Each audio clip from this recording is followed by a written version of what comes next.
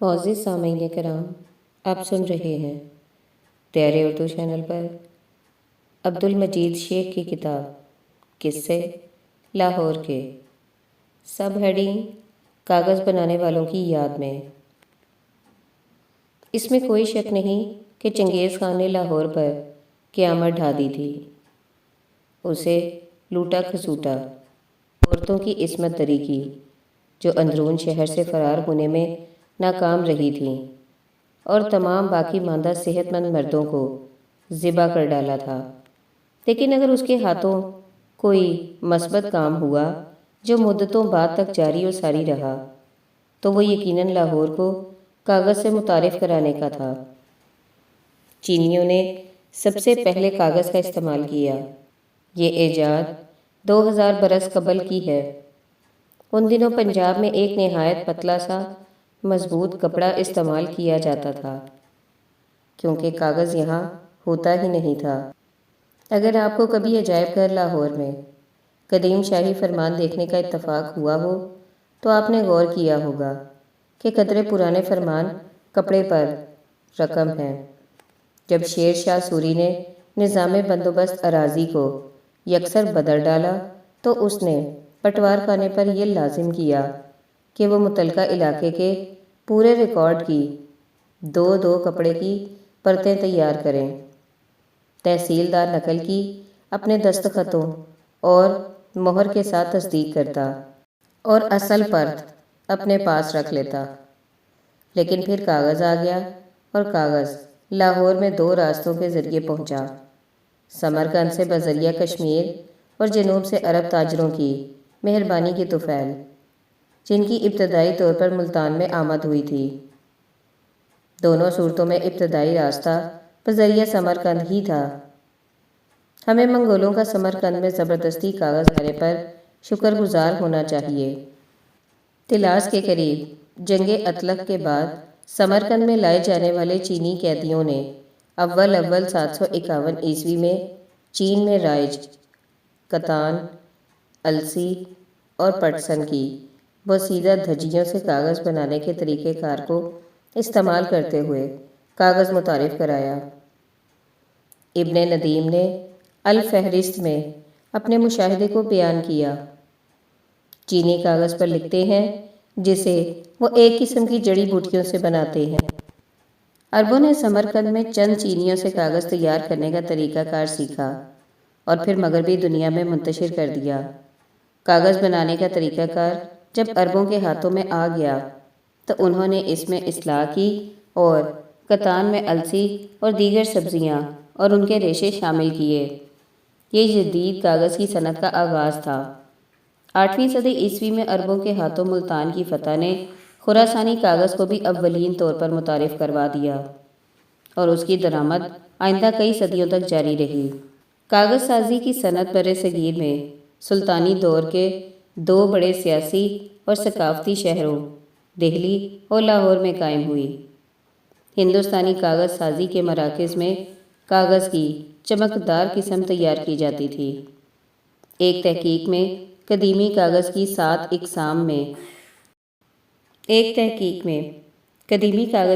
اقسام میں درجہ بندی کی گئی ہے: کشمیری، حیدرآبادی، احمد آبادی، فیض آبادی، خاصہ جہانگیری یا لاہوری، کانپوری اور اورنگ آبادی۔ اگرچہ کشمیری کاغذ مضبوط اور چمکدار ہوتا تھا، لیکن چند کشمیری مراکز نفیس ترین کاغذ تیار کرتے تھے جسے ریشمی کہا جاتا تھا۔ خاصہ جہانگیری یا لاہوری کاغذ یہیں لاہور میں بنایا جاتا تھا، اگرچہ بعد ازاں سیالکوٹ نے بھی عمدہ معیاری کاغذ بنانے میں نام پیدا کر لیا۔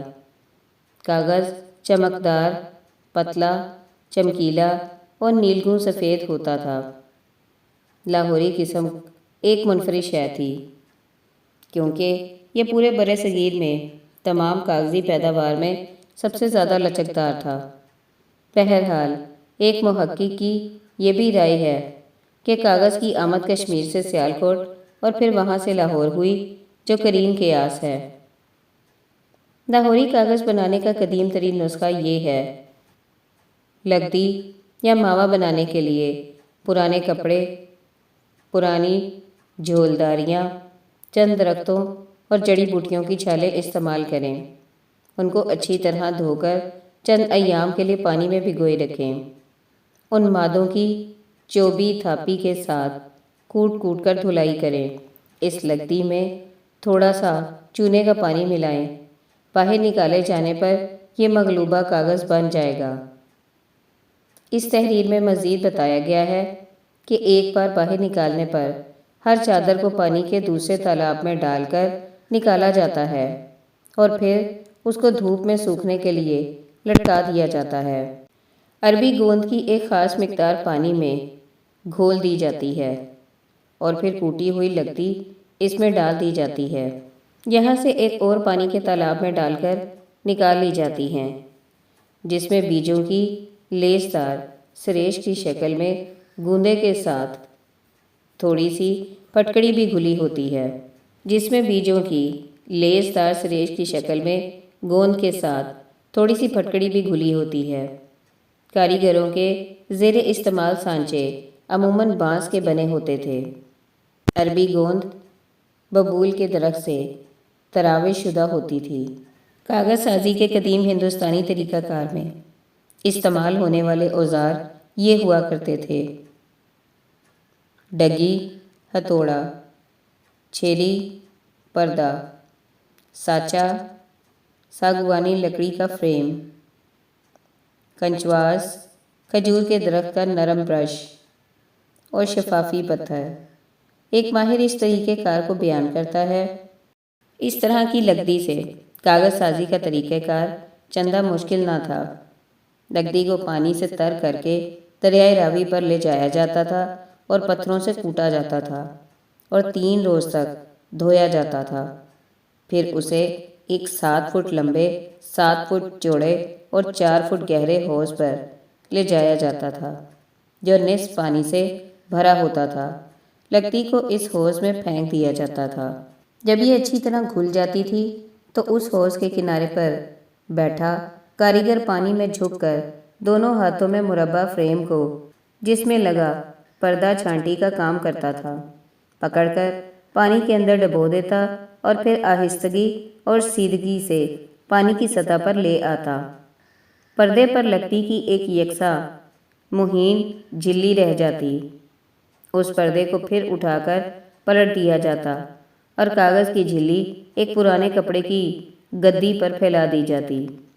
جب اس گدی پر اچھی خاصی تہ لگ جاتی، تقریباً 9 انچ سے 14 انچ تک موٹی، تو ان پر ایک اور پرانا کپڑا پھیلا دیا جاتا اور اس پر لکڑی کا ایک تختہ بچھا کر پتھروں سے وزن ڈال دیا جاتا۔ جب کاغذ کے ڈھیر میں سے اس دباؤ سے پانی نچڑ جاتا اور تھوڑی نمی بھی دور ہو جاتی تو پتھروں کو ہٹا دیا جاتا اور 2 افراد تختے کے دونوں سروں پر کھڑے ہو جاتے اور ہاتھ سے کاغذ کے اس ڈھیر میں اونچ نیچ کھیلتے۔ اس طریقے کار سے اچھی طرح دبائے جانے کے بعد کاغذ کی تہ در تہ الگ الگ کر کے خشک ہونے کے لیے کسی عمارت کی دیوار پر یا پھر دھوپ میں پڑے کپڑوں پر پھیلا دیا جاتا۔ جب یہ سوکھ جاتی تو ہر تہ کو چمکدار لکڑی کے تختوں پر پھیلا دیا جاتا اور ایک سپی کے ساتھ رگڑا جاتا تھا، حتیٰ کہ کاغذ چمک اٹھتا۔ یوں دریائے راوی کے کنارے کاغذ تیار کیا جاتا تھا۔ اسی طرح ملتان کے نزدیک دریائے سندھ کے کنارے پر ہوتا تھا۔ پنجاب میں روئی کے استعمال سے بہت اعلیٰ معیار کا کاغذ تیار ہونا شروع ہو گیا، اگرچہ عموماً روئی کا آخری چناؤ جو ہلکے زنگی زنگ کا ہوتا تھا استعمال کیا جاتا تھا۔ اگرچہ عموماً روئی کا آخری چناؤ جو ہلکے زنگی رنگ کا ہوتا تھا استعمال کیا جاتا تھا۔ ایک محقق کا یہ دعویٰ ہے کہ کاغذ عربوں کے ہاں پہنچنے سے قبل لاہور آ چکا تھا، لیکن اس میں کوئی تعارض نہیں کہ یہ کیسے آیا۔ اس بات میں بھی کوئی جھگڑا نہیں کہ علم کی یہی ایک خدمت ہے جو چنگیز خان نے نادانستگی میں سر انجام دی تھی۔ برصغیر میں کاغذ پر چھپائی کا آغاز مزید 600 برس کے بعد ممکن ہوا، جو تامل میں ڈاکٹر گینا کرسٹینا کے 16 صفحات کے کتابچے سے ہوا، جس کے مصنفین فادر ہینریکے اور فادر منوئل ڈی ساؤ پیڈرو تھے۔ یہ مالابار ساحل میں 1778 میں شائع ہوا۔ یہ مختصر سی تصنیف، جس کا صرف ایک ہی نسخہ دستیاب ہے، ہندوستانی زبانوں میں سے ایک کے رسم الخط میں چھپائی کی اولین مثال ہے۔ ڈاکٹر گینا کرسٹینا کے 16 صفحات کاغذ کے ایک ہی ورق پر روایتی 8 تہوں کے جزو میں چھپے ہوئے ہیں، جو 14 بائی 10 سینٹی میٹر سائز میں ہیں۔ یہ مشہور خاصہ جہانگیری یا لاہوری کاغذ پر ہیں، جو اس امر کا متقاضی ہے کہ برصغیر کی تیزی سے پھیلتی ہوئی صنعتی دنیا میں کس قدر وسیع کارروائیاں جاری تھیں کہ اسے نو آبادی بنا کر اجتماعی غربت میں دھکیل دیا گیا۔ پٹکڑی کے استعمال کی وجہ سے یہ کاغذ اب تک صحیح حالت میں ہے، جو لاہور کی مقامی تخلیقی صلاحیت کے غیر معمولی نوعیت کے کام کی مظہر ہے۔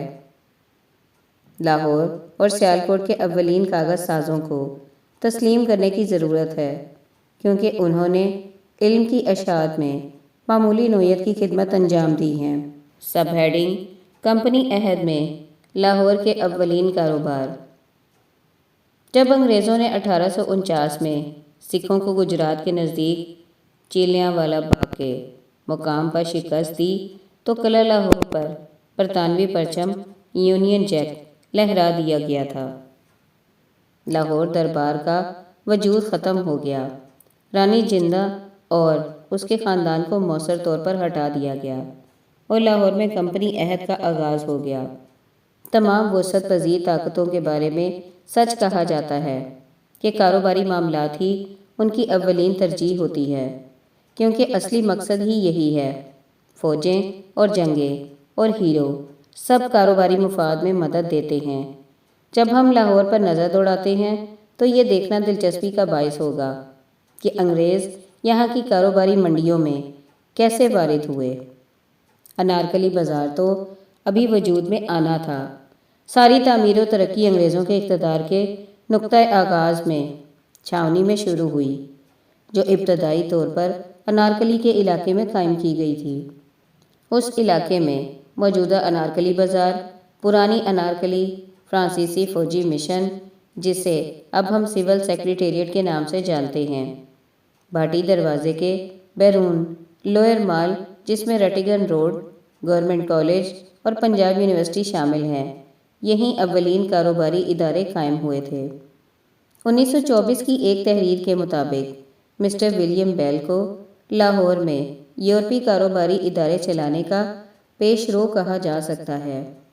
کشمیر اور چمبا میں عمارتی لکڑی کے کاروبار کے علاوہ، جس کے بانی مسٹر ایم ٹراٹون تھے، انہوں نے گورنمنٹ پرنٹنگ پریس کے سپرنٹینڈنٹ کی حیثیت سے یہاں قدم جمائے، پھر اس عہدے کو چھوڑ کر اپنا چھاپا خانہ لگا لیا۔ نیلام گھر، کتب فروشی کی دکانیں، اسٹیشنری کی دکانیں اور جنرل سٹور قائم کیے، حتیٰ کہ اس نے درزی خانے اور پیانو کی دکانیں بھی کھول رکھی تھیں۔ ولیم بیل نے، جو پنجاب ریکارڈ بھی شائع کرتا تھا، ایسی تمام خوبصورت پرانی چمڑے کی جلد والی کتابیں جو آج کل ہمیں وکیلوں کے ہاں نظر آتی ہیں، بھی اس نے شروع کی۔ جب بیل عمر رسیدہ ہو گیا تو وہ لوئر مال پر اپنے متاثرہ کن بنگلے میں آرام کرنے لگا اور کاروبار اپنے داماد جے جے ڈیوس کے حوالے کر دیا۔ اس نے اپنا کاروبار کورٹ سٹریٹ میں قائم کر لیا۔ اگر آپ آج بھی مال روڈ پر کار میں سفر کریں تو Y M C A building کی ایک نکڑ میں نصب ایک پرانا بورڈ جے جے ڈیوس کی موجودگی کا احساس دلاتا ہے۔ اس کا چھاپا خانہ حجم میں بڑھ کر بالآخر سول اینڈ ملٹری پریس بن گیا تھا۔ ان کی بقا سرکاری چھپائی میں تھی۔ جو بے شمار کاروبار ولیم بیل نے قائم کیے تھے، اس نے دیگر یورپی تاجروں کو فروخت کر دیے اور ان تمام لوگوں نے انہیں ترقی دے کر خوشحال کاروباری اداروں میں بدل دیا۔ لیکن یہ بات عجیب سی لگتی ہے کہ لاہور چھاؤنی کو جب میاں میر منتقل کیا گیا تو بڑی بڑی دکانیں پہلے وہیں کھلیں، جب وہ وہاں مستحکم ہو گئے تو واپس انارکلی کے علاقے میں آ گئے۔ میاں میر میں قائم ہونے والی اولین دکانوں میں سے ایک جمشید جی اینڈ سنس تھی، جو 1862 میں وہاں قائم ہوئی۔ وہ ایک جرنل یورپی سٹور چلاتے تھے۔ اس زمانے میں یہی ترکیب رائج تھی، اور شراب اور دیگر محلول، کھلونے اور گولہ بارود بھی فروخت کرتے تھے۔ پہلے پہل وہ سراہیوں میں سیاہ صفوف، آتش بازی اور گولیوں اور چھروں کے تھیلے بھی فروخت کرتے تھے، کیونکہ توڑے دار بندوقوں کا دور ابھی چل رہا تھا۔ قدیم اور اصلی جمشید جی اینڈ سنس کی دکان آج بھی سرور روڈ پر ذاکر تکہ شاپ سے متصل موجود ہے۔ انہوں نے اس کی ایک شاخ پرانی ٹولنٹن مارکیٹ کے قریب کمرشل بلڈنگ میں بھی کھولی تھی۔ انہوں نے لوئر مال کے شمالی سرے پر ایک خوبصورت گھر بنایا تھا جو روز کاٹیج کہلاتا تھا۔ یہ شاندار گھر گورنمنٹ کالج ہاسٹل کی راہداری کے لیے مسمار کر دیا گیا تھا۔ درزیوں کے معیار سے کمپنی بہادر ایسٹ انڈیا کمپنی کو مقامی طور پر یوں ہی پکارا جاتا تھا کہ افسران دکھ آئے ہوئے تھے۔ انہوں نے لندن کے بہترین درزیوں کی لاہور آنے کی حوصلہ افزائی کی۔ اولین ترین کاروبار کرنے والی میسرز فلپس اینڈ کمپنی تھی، جو نیلا گنبد کی موجودہ عمارت کے کونے پر واقع تھی۔ ریجنٹ اسٹریٹ لندن کے 3 نمایاں ترین درزی حضرات جنہوں نے لاہور میں اپنی شاخیں کھولیں، وہ Messrs Clark and company, Messrs Atlard and company جو اب بھی لندن میں کام کر رہی ہے، اور میسرز ڈیوچ اینڈ کمپنی۔ ابتدائی طور پر وہ خود کو میاں میر میں محفوظ خیال کرتے تھے، لیکن چند برس وہ انارکلی اور مال روڈ کے علاقے میں منتقل ہو گئے۔ سب نے خوب کمایا۔ بہرطور ان کا کاروبار کرنے کا طریقہ آج کل مروجہ طور طریقوں سے بہت مختلف تھا۔ جب کوئی شریف آدمی سوٹ سلوانا چاہتا تو اسے عام طور پر ایک سے زیادہ سوٹ سلنے کے لیے دینے پڑتے تھے۔ لگتا تو عجیب ہے، صرف ایک سوٹ سلوانا ایک ناقابل قبول بات تھی۔ شریف آدمی کی طرف سے درزی کی دکان پر پیغام چھوڑ دیا جاتا۔ یورپی درزی ایک بھنگی کے ہمراہ اس شخص کے گھر جاتا، چائے پیتا اور معاشرتی تعلقات کے بعد ناپ لیتا۔ بھنگی قمیضوں اور زیر جاموں کے لیے پارچہ جات لے کر جاتا تھا۔ چنانچہ شریف آدمی کی پوشاک اور آرائش و تزئین کے لیے مکمل تحریری ہدایات دی جاتی تھی۔ یہ ایک یورپی کی زندگی میں تقریباً ایک چھوٹی موٹی تقریب ہوتی تھی۔ اسی وجہ سے درزی حضرات اگر ممکن ہو سکے تو بڑے سے بڑے سرکاری اہلکار سے سرکاری سرٹیفکیٹ حاصل کرنا پسند کرتے تھے۔ اس سے کئی لحاظ سے درزی کی پیشہ ورانہ صلاحیتوں کا پتہ چلتا تھا۔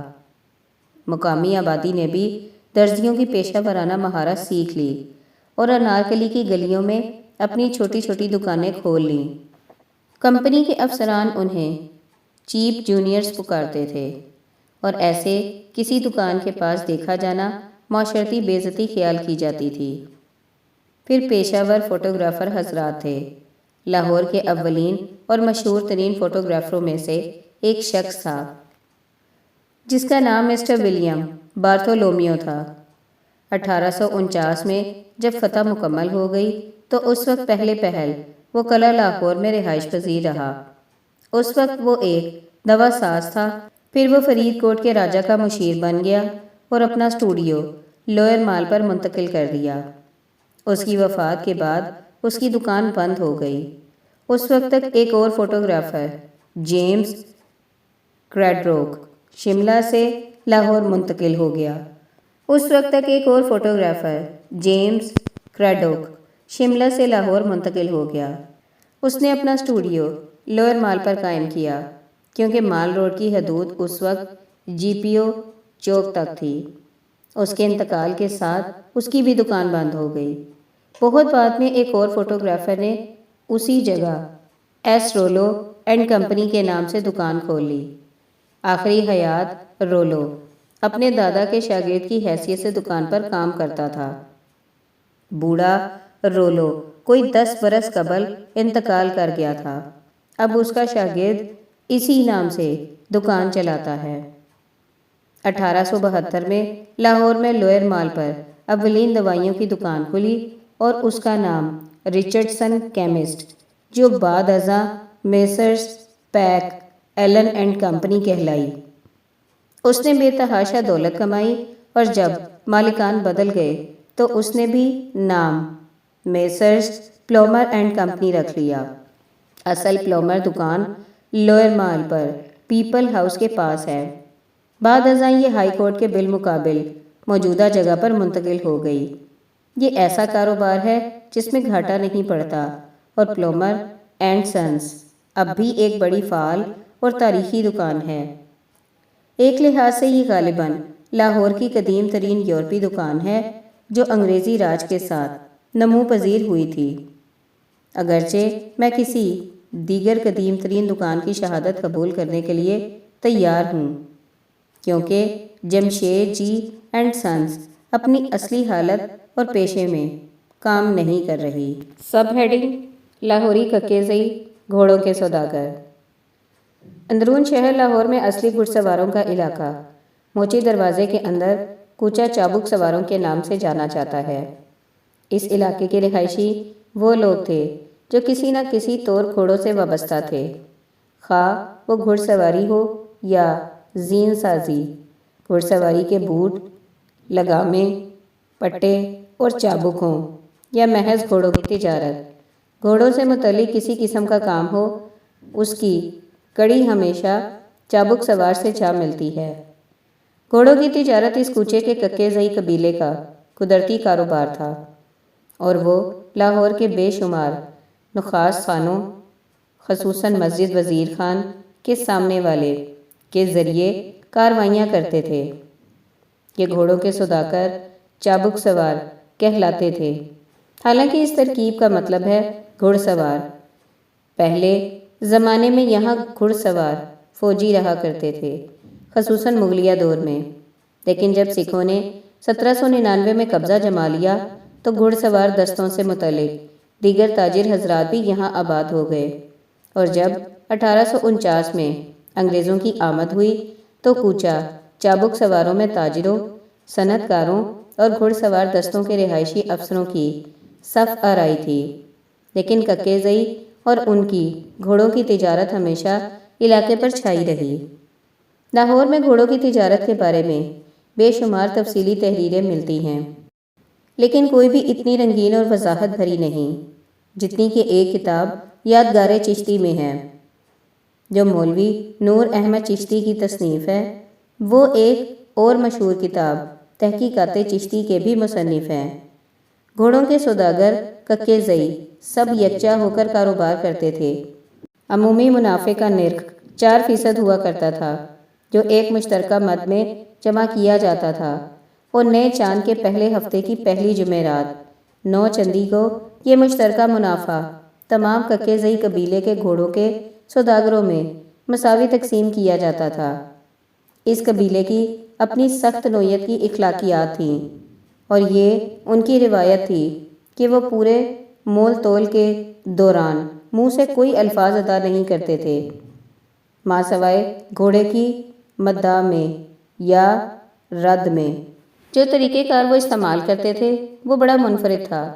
جب خریدار کی سنجیدگی کو جانچنے کے بعد گھوڑے کی قیمت پر بات آتی تھی تو وہ اپنے ہاتھ پر رومال ڈال لیتے تھے اور اشاروں کی انوکھی زبان کا استعمال کرتے تھے۔ قیمت ہمیشہ اشارات سے بتائی جاتی تھی اور کبھی بھی الفاظ کے ذریعے بتائی نہیں جاتی تھی، کیونکہ اسے منحوس سمجھا جاتا تھا۔ اشاروں کی زبان انگلیوں کی حرکت سے قابل قبول قیمت کے بارے میں آگاہ کرتی تھی۔ ایک بار مول تول ہو جاتا تو کپڑا گھوڑے پر ڈال دیا جاتا اور یوں سودا مکمل ہو جاتا۔ جب قیمت ادا کر دی جاتی تو کپڑا، لگام، کچھ سبز چارہ اور بنیادی زین کا شمار بھی قیمت ہی میں ہوتا تھا۔ سبز چارہ خوش قسمتی کی نشانی سمجھی جاتی تھی، اور کوئی گھوڑا بھی کبھی کسی سوداگر نے سبز چارہ دیے بغیر فروخت نہیں کیا تھا۔ ککے زئی قبیلے کی اپنی اخلاقیات تھیں، اور یہ کہنے کی ضرورت نہیں کہ لاہوری عوام الناس کبھی بھی ان کے طریقہ کار کو ٹھیک طرح ہضم نہ کر پائے۔ مول تول کرنے میں ان کی سخت گیری کی شہرت رہی۔ بہرحال اتنے برس کا عرصہ بیتنے کے بعد لوگ ان سے خاصے محتاط ہو چکے ہیں، اور زیادہ تر یہی کوشش کرتے ہیں کہ ان سے کوئی جھگڑا مول نہ لیں، کیونکہ ایک بار جب وہ لڑنے پر اتر آئیں تو پھر پورا قبیلہ متحد ہو جاتا ہے۔ اس کے باوجود آج تک جتنی بھی اقوام اندرون شہر میں آباد رہی ہیں، ان میں وہ سب سے زیادہ مہمائی ثابت ہوئے ہیں۔ گھوڑوں کے سوداگروں کا اپنے گاہکوں کے ساتھ غیر معمولی جارحانہ رویہ ہوتا تھا، لیکن جب معاملہ ان کے خاندان کی عورتوں کے بارے میں ہوتا ہے تو ٹھنڈے مزاج کے بلا مقابلہ کامیابی دلانے والے بن کر رہ جاتے ہیں۔ ککے زئی عورتوں کی پہچان آج بھی اس قسم کی عورتوں کی ہے جو لڑاکا صفت ہوتی ہیں، اور جو معمولی باتوں پر گھنٹوں لڑتی رہتی ہیں، اور ایسی زبان استعمال کرتی ہیں جس سے بے حس مجرموں کے چہرے بھی شرم سے تمتما اٹھتے ہیں۔ وہ ایک زبانی لڑائی کئی روز، کئی ہفتے، حتیٰ کہ کئی مہینے جاری رکھتی ہیں۔ وہ صبح اپنے باورچی خانے کے برتنوں کو اوندھا رکھنے کے بعد بحث شروع کر دیتی ہیں، اور پھر بازاری زبان کا مقابلہ شروع ہو جاتا ہے۔ اتنی رنگین زبان کا استعمال ہوتا ہے کہ اندرون شہر کا کوئی مرد اس علاقے سے گزرنے کی جرت نہیں کرتا۔ وہ سب بغلی گلیوں کا استعمال کرتے ہیں، اور تیزی سے گزرتے ہوئے دش نام سن کر حیا سے ان کے رخساروں پر سرخی دوڑ جاتی ہے۔ جیسا کہ میں ایک بار کالج کے زمانے میں اس منظر کا مشاہدہ کر چکا ہوں، میں آپ کو یقین دلاتا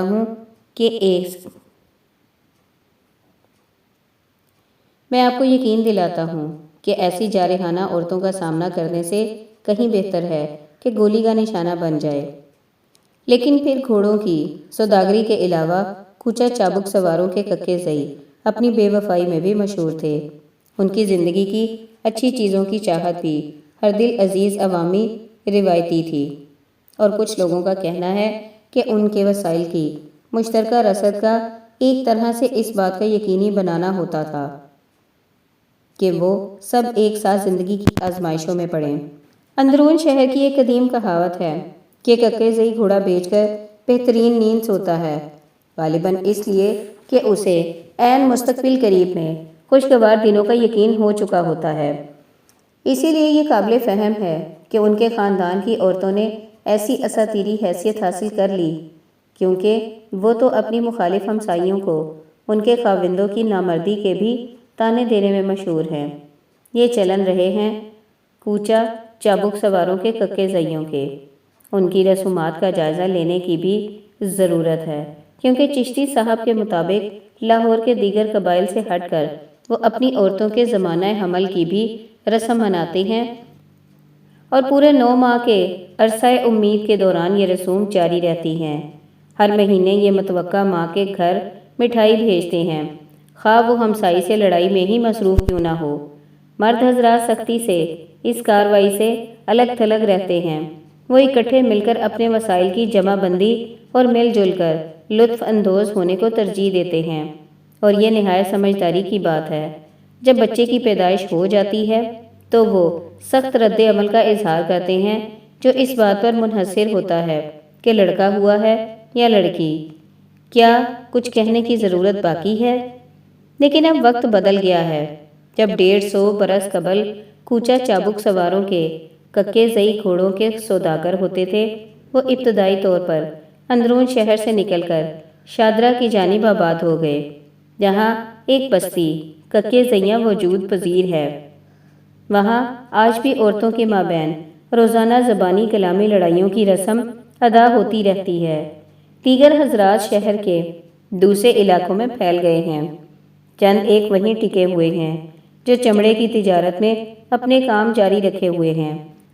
آج یہ قبیلہ دیگر قبائل کی طرح مختلف تجارتوں میں کام کر رہا ہے جو آج کل مہیا ہیں، اگرچہ وہ اب بھی آمادہ جاریت ہیں اور ان سے معاملہ کرنا خاصا دشوار کام ہے۔